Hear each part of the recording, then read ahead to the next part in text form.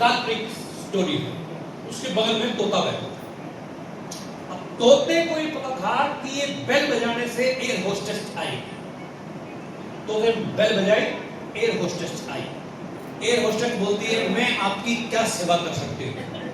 तोता कहता है बस हम तो यूं ही मजे ले रहे थे। ताऊ बैठा था, बड़ा एक्साइटेड हुआ। तोते ने दोबारा फिर बेल बजाई, मैं आपकी क्या सेवा कर सकती हूँ? बस हम तो यूं ही मजे ले रहे थे। और परेशान होगी, 2-3 बार किया ऐसा तोते ने। तो एयर होस्टेस पायलट के पास चली गई कि ऐसे ऐसे जो है बूढ़ा आदमी है और तोता है, वो बार बार बेल बजा रहे हैं और हमें जाना पड़ता है, क्या करें? बोली अब की बार अगर बेल बजाए दरवाजा खोल के नीचे फेंक देना। ओके। अब की बार ताऊ ने सोचा कि थोड़ा तू भी थोड़ा सा, उसने बेल बजाई, एयर होस्टेस आई, पूछने लगी कि मैं आपकी क्या मदद कर सकती हूँ? कहने लगा बस हम तो यूं ही मजे ले रहे थे। अब उसको ऑर्डर मिला हुआ, उन्होंने दोनों को उठाया, खिड़की खोली, दरवाजा और बड़ा नीचे फेंक। अब तोता उड़ रहा और ताऊ छपड़ा रहा। अब तोता पूछता है ताऊ उड़ना आता? तो नहीं। कहता फिर मजे क्यों ले रहा? अगर उड़ना है, जिंदगी के असली मजे लेने हैं, तो वो केवल और केवल नेटवर्किंग में पॉसिबल है। आज के में पॉसिबल है। अरे ऐसा जिंदगी का नजारा है नेटवर्किंग में। आज टाइम है, मनी है, सिक्योरिटी है, गाड़ी है, बंगला है, नौकर चाकर पत्नी, बैठ मेरे पास तुझे देख। ये क्या ऐसी लग्जरी जिंदगी? तो कुछ दिन जान लड़ा सकते हो, कुछ दिन बर्थडे, एनिवर्सरी, शादियां, समारोह, कुछ दिन त्याग सकते हो। नहीं सर, शादी में तो जाना बहुत जरूरी है सर, मेरा खास रिश्तेदार है सर। खास रिश्तेदार तेरे बच्चों की फीस नहीं भरेगा। खास कितना भी हो, तेरी पत्नी के गले में गहने नहीं डालेगा साहब। वो ड्यूटी आपकी है, उसके लिए वो सैक्रिफाइस आपको करना पड़ेगा। फौज में खड़ा हुआ फौजी अगर सारे खास रिश्तेदारों की शादियों में पहुंचे ना, तो पाकिस्तान किसी की शादी होने नहीं देगा। समझ पा रहे मेरी बात को?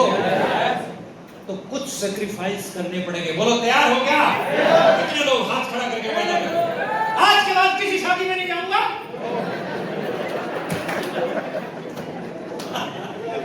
अरे करो करो, करना पड़ेगा। हमने किया था, हमने किया भाई, ऐसे नहीं पहुंचे, करना पड़ेगा। कुछ लोग नाराज होंगे, मना लेना बाद में जाके। कुछ लोग होंगे नाराज, बाद में जाके मना लेंगे, क्या दिक्कत है? अभी 500 एक डालोगे, बाद में क्या मुझे डाल के आना स्टार्ट ड्यूटी करने के बाद। अरे उस टाइम तो मेरा शेड्यूल बहुत बिजी था, आने से था, अब आया हूं। तब तक उसके 2-3 बच्चे हो चुके होंगे, बच्चों के लिए गिफ्ट लेके जाना। समझ पा रहे हैं मेरी भाषा को सर?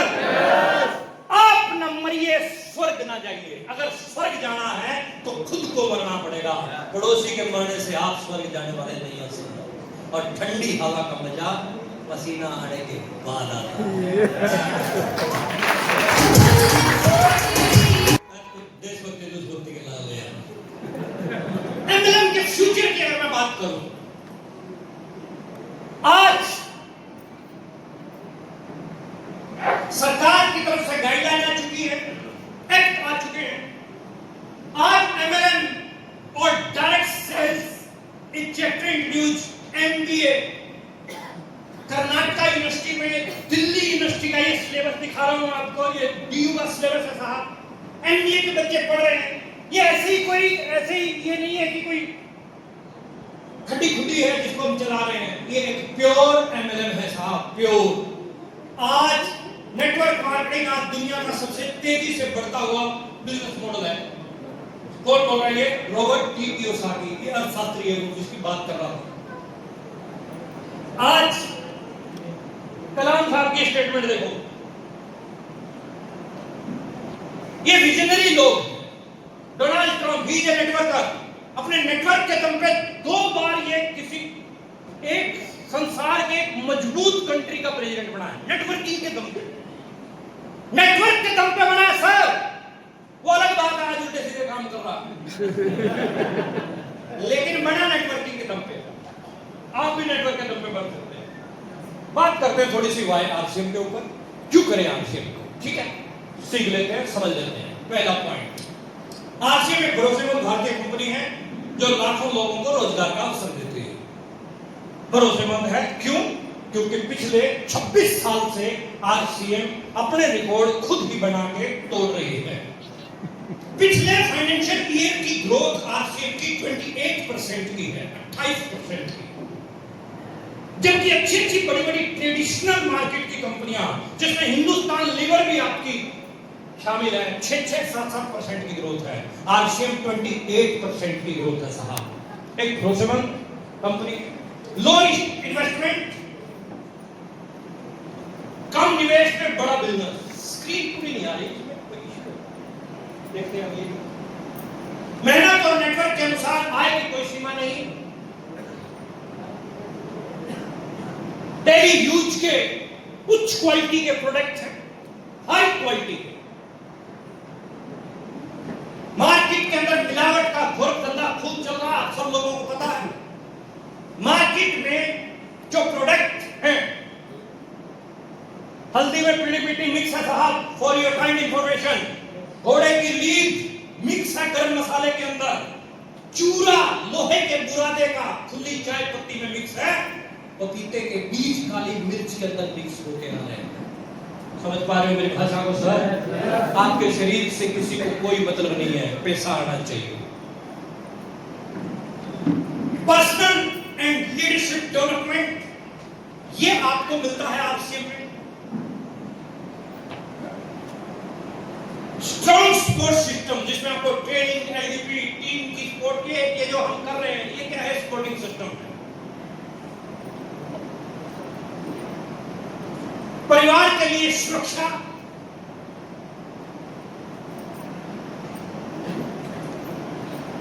अभी एक व्यक्ति का एग्जांपल दे रहे थे कि सिक्योरिटी नाम की कोई चीज नहीं है।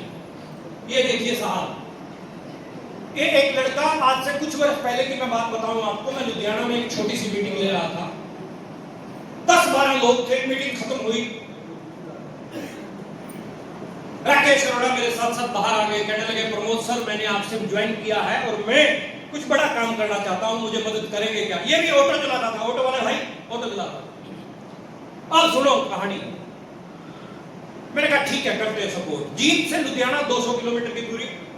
उन दिनों सड़कें वड़कें इतनी बेटर नहीं थी, ट्रांसपोर्टेशन की हालत खस्ता थे। हम लोग एवरी वीक संडे लुधियाना में होते। कमिटमेंट किया, 9 महीने में राकेश अरोड़ा एमरान बन गया, फिर स्टार एमरान बने, रूबी बने, मल्टी लेग के ऊपर काम किया, 4-5 लेग, आज बढ़िया चल रही है राकेश अरोड़ा। पॉइंट पकड़ना साहब, आज से 3 साल पहले राकेश अरोड़ा का देहांत हो गया।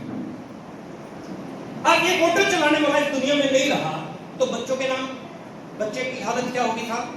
परिवार बताओ ना, क्या होगा? सब समझदार होगा। लेकिन आज सीएम संजना अरोड़ा की स्टेटमेंट है, इनकी वाइफ की, कि मेरे पति ऑटो चलाते चलाते नेटवर्क बनाते थे, प्लान दिखाते थे। आज राकेश अरोड़ा इस दुनिया में नहीं है, लेकिन हर महीने लगभग 3.25 लाख रुपए के करीब राकेश अरोड़ा के घर पे जाता है। हर महीने 3.25 लाख।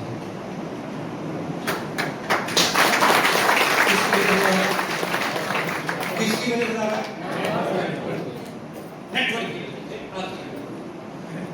दूसरी तस्वीर देखिए साहब, क्यों करें आरसीएम?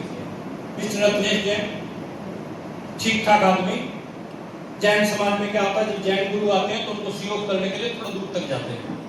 रत्नेश जैन भी जा रहे, 2-3 लड़के बुलेट पे अनबैलेंस हुआ, सीधी टक्कर रत्नेश जैन में लगी, गिरे साइड में जाके, आधे पत्थर का सिर बना, सर फट गया। हॉस्पिटल जाते समय रास्ते में देहांत हो गया। ये किसी के साथ भी हो सकता है?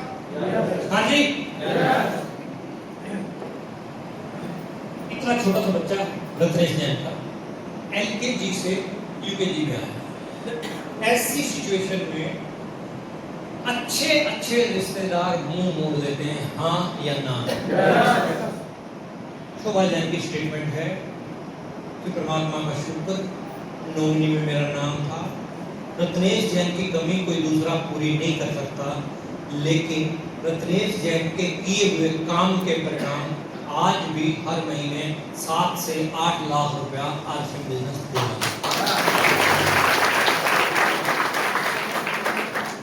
क्यों करें आरसीएम? मिस्टर पीबीसी, आपके उत्तर प्रदेश के ही रहने वाले, हाईली क्वालिफाइड इंसान, डीपीएस दिल्ली पब्लिक स्कूल के अंदर प्रिंसिपल की पोस्ट पे जानदार तरीके से काम किया। आरसीएम में स्टाफ भी बने, कोर लीडर बने। कुछ वर्ष पहले गंभीर बीमारी में फंस गए, डॉक्टर ने बोल दिया कंप्लीटली बेड रेस्ट। परमात्मा ना करे कि डॉक्टर ये लाइन किसी को बोले। कंप्लीटली बेड रेस्ट का मतलब आप जो काम कर रहे हैं वो नहीं कर पाएंगे। डीपीएस की नौकरी 2 महीने, 4 महीने, 6 महीने नहीं जाओगे तो रहेगी क्या? नौकरी गई। आरसीएम जिंदगी के साथ भी और जिंदगी के बाद भी 1500 की पर्ची दी, हर महीने करते हुए चेक हर महीने। 3 साल पहले सर का भी देहांत हुआ। आज इनके बेटे डॉक्टर मोहित शर्मा के नाम हर महीने 6-7 लाख रुपया जा रहा है। हर महीने जा रहा। क्यों करे आरसीएम? स्वर्गीय सतीश पंडित साहब आरसीएम बिजनेस में आए, मात्र 3 साल आरसीएम में रहे। कितने साल? 3 साल। मात्र 3 साल। 3 साल रहे, वैष्णो देवी जा रहे थे, अर्धकुंवारी में हार्ट अटैक आया, एक्सपायर हो गए। आज इनकी वाइफ मिलन पंडित को हर महीने लाखों रुपए की इनकम आरसीएम बिजनेस से आ रही है। क्यों करें आरसीएम? स्वर्गीय ओपी शर्मा साहब एक आईएएस ऑफिसर है सर। कुछ लोगों को लगता होगा आईएएस खाली लोगों का काम है, कुछ लोगों को लगता होगा ना खाली लोगों। आईएएस ऑफिसर, ज्वाइंट डायरेक्टर की पोस्ट, लाल बत्ती वाली गाड़ी, बंगला, नौकर चाकर, सरकार की तरफ से सारी सुख सुविधाएं मिली। 2011-12 में सरकार देहांत हुआ। देहांत के बाद का सीन देखो। आज भी इनकी वाइफ को सरकार की तरफ से पेंशन आती है लगभग 90,000 रुपए प्रति माह, और इनके बेटे रवि शर्मा को आरसीएम की वजह से इनकम आती है 45 से 50 लाख रुपए प्रति माह। आप लोग बता रहे हैं, मेरी समझ में आ रही है सर? अच्छा, कितने लोगों को लग रहा है बकवास है? हाथ खड़ा करो। कितने लोगों को लग रहा है सही है? हाथ खड़ा करो। हाथ खड़े रखना, मैं देखूं वो कौन कौन है जो जिसमें दोनों बार में खड़ा है। अरे हाँ, मीटिंग में मिलते हैं तो दोनों बार में हाथ खड़ा करेंगे। हम राष्ट्रीय स्तर पर एक बड़े अभियान में काम करते हैं जिसका मकसद है नए भारत का निर्माण, बिल्ड ए न्यू इंडिया। क्या आप हमारा सहयोग देने के लिए तैयार हैं? Thank you very much. हमारा मकसद क्या है साहब? आरसीएम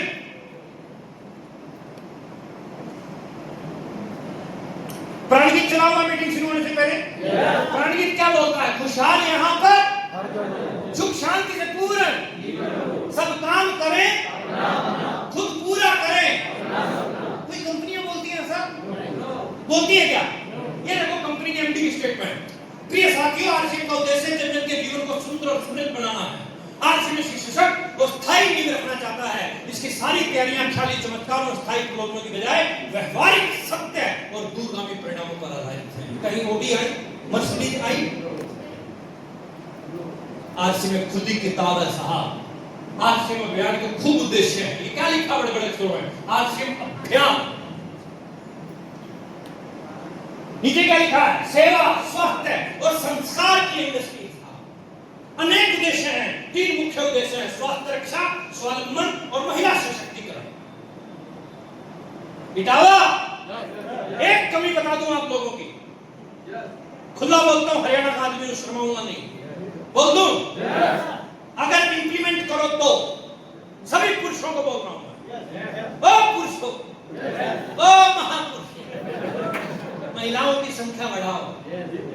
करीब कई साल में पहला प्रोग्राम ऐसा है जिसमें गिनी चुनी महिलाएं हैं।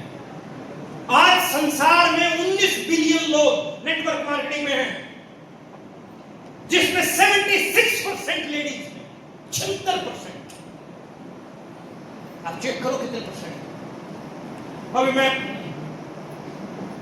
मेरा प्रोग्राम है 17 मई का, आपको इनविटेशन देता हूं मैं, आओ देहरादून मेरा प्रोग्राम है। 500-600 लोग रहते हैं उस प्रोग्राम में।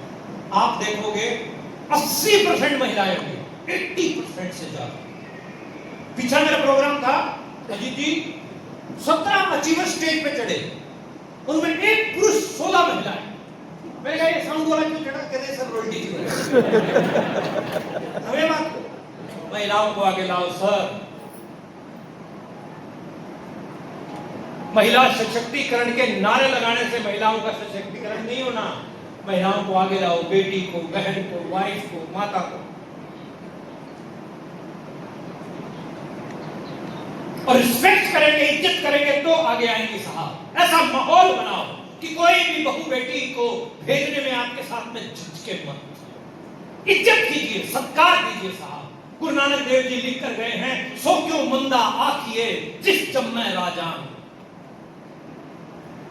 गुरुमुखी में मैं हिंदी में ट्रांसलेट करता हूं, सो क्यों मंदा आखिए जिस जम्मै राजान। यानी उसको नीचे शब्द बोलने का आपको कोई अधिकार नहीं है जिसने राजाओं को भी जन्म दे रखा है। रिस्पेक्ट लीजिए, इज्जत कीजिए साहब, माहौल बनाइए ऐसा। अगली बार मैं आऊं तो एक साइड पूरी महिलाओं की होनी चाहिए। वायदा? पक्का? झूठ कितने लोग बोल रहे हो? हाथ खड़ा करो। सच बोल रहे हैं, सच्चे आदमी हो आप, क्यों आता रोते हो? स्वावलंबन। जब आप किसी से कुछ मांगने जाते हो तो धुतकार मिलती है, और देने जाते हो तो जय जयकार मिलती है। लिमिटेशन कुछ टाइम की कितना बोलते रहे।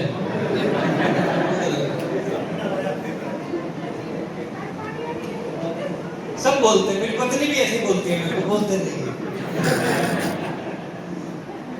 स्वावलंबन। मेरे दोस्तों ये लाइन पकड़िएगा, आप किसी के पास जब जाते हैं ना तो कॉन्फिडेंस लेवल अपना हाई रखिए। गर्दन झुका के बात करोगे तो सामने वाला आपके ऊपर चढ़ जाएगा। कॉन्फिडेंस से बात करो। आपके पास बेशकीमती प्रोडक्ट हैं जो उसके स्वास्थ्य को बेहतर बना सकते हैं। आपके पास में बेशकीमती प्लान है जो उसकी जिंदगी को बहुत बेहतरीन कर सकता है। मैं भी आपसे कुछ मांगने नहीं आया हूं, आपको देने के लिए आया हूं। जब किसी से कुछ मांगने जाते हो तो हाथ यूं होता है, और देने जाते हो तो हाथ यूं होता है। मांगने जाते हो तो धुतकार मिलती है, देने जाते हो तो जय जयकार मिलती है। देने का मेरे को, मेरी टीम में ये ओपनर है तो मैं इसको देने के लिए मैं एफर्ट्स लगा के इसको ओपनर से ईगल बनाऊं। ये मेरी भूख होनी चाहिए, ये मेरी तड़प होनी चाहिए। बात फॉलो कर पा रहे हैं सब लोग? All royalty giver, are you ready? ये रॉयल्टी का जो फीस आपको मिला है ना सर, इस गरिमा को पहचानो। अब आप आम नहीं है, आप खास हैं। आपकी रिस्पॉन्सिबिलिटी और ज्यादा बढ़ गई है, आप जिम्मेदार हो गए। जैसे शादी होने के बाद में कवारा लड़का की जिम्मेदारियां बढ़ जाती हैं, वैसे ही रॉयल्टी अचीवर बनने के बाद में आपकी रिस्पॉन्सिबिलिटी और ज्यादा बढ़ जाती है। मैं रॉयल्टी अचीवर बन गया, मैं डीएसपी बन गया। डीएसपी नहीं बना भाई, नीचे वालों को रॉयल्टी अचीवर बनाना है। ओके, ये ट्रेनिंग का पार्ट है, छोड़ो इसको। नेक्स्ट है स्वास्थ्य रक्षा। मेरे विचार में, आप सहमत हैं तो बताइएगा, हाँ में जवाब दीजिएगा। मेरे विचार से आज से 15 साल पहले हिंदुस्तान में बर्गर नाम की कोई चीज नहीं थी। हाँ जी, एक प्लेट में बर्गर रखो, दूसरी प्लेट में आपका उत्तर प्रदेश का प्योर भोजन रखो, दोनों प्लेट डाइनिंग में रखो, बच्चे को बोला जाओ खाओ, क्या खाएगा? शादी में जाते हैं हम लोग, फ्रूट का स्टॉल होता है, जूस का स्टॉल होता है, चाउमीन का भी होता है, पिज्जा का भी होता है। भीड़ ज्यादा कहां होती है? Chowmein pizza. मम्मियां सारी वही होती, पापा लोग भी एक दिन में क्या होगा? सेहत के लिए बढ़िया क्या है, चाउमीन या फ्रूट? भीड़ कहां होती है? चाउमीन। शरीर के लिए cold drink, junk food, packed food, gutkha, ये खतरनाक घातक चीजें हैं। हम लोग गुटखा खाते हैं, इत्मीनान से खाते हैं, प्यार से खाते हैं, और जब कोई हमें बोले उनका बेकार चीज है मत खाइए, सामने से जवाब आता है खुद कमा के खा रहे हैं, किसके बाप का खा रहे हैं? बोलता कि नहीं बोलता? बोलता नहीं बोलता? अरे एक दिन में एक व्यक्ति कितने गुटखा खा लेता होगा? यहाँ खाते हैं गुटखा लोग? नहीं खाते? खाते हैं? एक दिन में कितने गुटखे लग जाते होंगे? 10। कितने रुपए का आता? 20 का। 20 रुपए का गुटखा?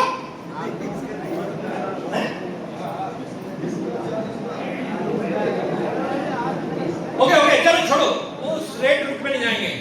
मुद्दा क्या है, उस पॉइंट को डिस्कस करते हैं। आप जो गुटखा खा रहे हैं, आप गुटखा खा रहे हैं या गुटखा आपको खा रहा है? नंबर 1 पॉइंट ये नोट कीजिएगा। नंबर 2, खुद कमा के खा रहे हैं, किसी के बाप का खा रहे हैं? एक्सप्लेन करें इसको थोड़ा सा। अब 30 साल तक शिद्दत के साथ वो व्यक्ति गुटखा खाता, फिर फ्री में उसको एक चीज मिलती है, उसके गले का कैंसर, जिसके इलाज के लिए पत्नी के गहने बिकेंगे, पिताजी की जोड़ी हुई जायदाद बिकेगी, जितना भी सेविंग था एक आदमी की जान को बचाने के लिए लग जाएगा। मुझे बताइए, क्या वो खुद कमा के खा रहा था कि पूरे खानदान का खा रहा था? ये पॉइंट है साहब, इसको समझना है और घर घर तक इस मैसेज को पहुंचाना है। गलत चीजों को अपनी जिंदगी से बाहर निकालना है। जानवर के सामने भी अगर आप कोई चीज रखो, पूड़ी रखो ना, पूड़ी रिफाइंड में, ऑयल में तली हुई, आप पूड़ी गाय को खिला के दिखा लो, मानना है खाई। जानवर को भी पता है मेरे अंदर क्या जाना चाहिए, क्या नहीं जाना चाहिए। इंसान आने बाद में देखें। एक शादी में सरदार जी खूब बटर नान पे बटर नान सेट कर गए। अरे देखें, टेस्ट है ना, बटर नान टेस्टी लगता है। अगले दिन सुबह दुखी और बोल रहा है, रब्बा या तो नान निकाल दे या जान निकाल दे। अब खाया क्यों? खाया तो फिर दुखी। जीवन शैली आपकी ऐसी चीजों के ऊपर जा रही है साहब, cold drink, junk food, packed food, gutkha. थोड़ा सा पापा को स्ट्रॉन्ग होना पड़ेगा, थोड़ा सा मम्मी को स्ट्रॉन्ग होना पड़ेगा। आज की डेट में 2 मम्मियां और मार्केट में आ गई है, 2 नई मम्मियां आई है मार्केट में, पता है आपको? जोमेटो और स्विगी, है ना? कोई भी चीज की जरूरत है, फटाक से ऑर्डर होता है, मोबाइल से बच्चा करता है और घर पे पिज्जा डिलीवर होता है। माँ से पूछता बच्चा, मंगवा दो, माँ भी कहती है मंगवा ले, तेरे चक्कर में एक आध बाइट हमें भी खाने को मिल जाएगी। समझ पा रहे हैं बात को मेरी को सर? लेकिन एक गलत चीज है, गलत चीज। अच्छा ये मुझे एक बात बताओ, ये लोग बोलते हैं ना कि एक दिन खाने से कुछ नहीं होता, बोलते हैं कि नहीं बोलते हैं? क्या आप सहमत हैं इस बात से? हाँ जी, एक दिन खाने से होता है भाई। अगर एक दिन खाने से कुछ नहीं होता तो जहां पिज्जा का और चाउमीन का स्टॉल होता है वहीं पे दारू का स्टॉल भी होता है। लगा भैया, एक दिन से ही होता है। We makes habits, habits makes our future। एक एक दिन बहुत इंपॉर्टेंट है सर। एक बार में कुछ नहीं होता, ले ले, वो ले ले का चक्कर में टेढ़े पड़ जाते हैं। हरियाणा में एक आदमी खांस रहा था बहुत, और शराबी के पास बैठा था। तो शराबी के पास बैठा तो शराबी क्या डोज देगा, तो कहता है ये ले 2 घूंट लगा इसके दारू के, 2 घूंट लगा, तेरी खांसी खत्म हो जाएगी। कहता 2 घूंट लगाने से खांसी खत्म हो जाएगी। कहता है हाँ, मेरी 150 एकड़ जमीन